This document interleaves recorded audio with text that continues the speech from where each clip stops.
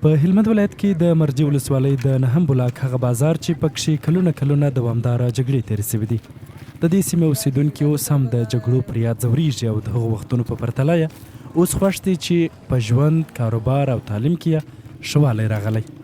په دا بازار کې چې 15,000 یو 14,000 سودا کول اوس الحمدلله د ورځې 15,000 10,000 زیات کم د سودا کوو او پخوا مثال د په دې برابر موږ ډېر په دغه کې وو چې پیسو د خوا څخه معنا موږ نه شو وړلی ځان سره نه شو ګرځول اوس شکر دی الحمدلله په لکو روپۍ راسره موږ دا دغه نه کړو زړه مو په ډاډه دی چې شی نشته شکر دی الحمدلله. مشکلاتونه خلکو خپل کاروبار نسو کولی خپل دکانو ته نسو راتلی خپل غریبي او خواري نسو کولی نو مشکلات ډېر اوس الحمدلله امارت چې راغلی دی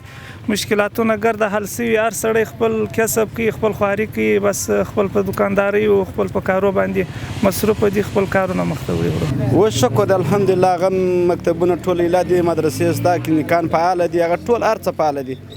بلخوا بیا د دې ولسوالۍ مسؤلین وایي دوی هڅې پیل کړي تر څو د دې سیمې اوسېدونکو ته د ژوند نورې اسانتیاوې هم برابرې کړي. په دغه د ولس د خدمت په هکله موږ ته ډېرې ښه توصیې وکړلې او موږ د مرجې په ولسوالۍ کې څه ستونزې هغه موږ د خپل ولایت او امراو سره شریک کړي دي هم شریکوو انشاءالله د نور مشکلات هم په آینده کې انشاءالله حل شي. باید وویل سي چې هلمند کې ډېری داسې سیمې شته چې کلونه د جګړې لومړی کر شوي خو اوس پکښې پرمختیایي کارونه پیل سوي دي چې ورسره هممهاله د خلکو په ژوند کې ښه والی راغلی.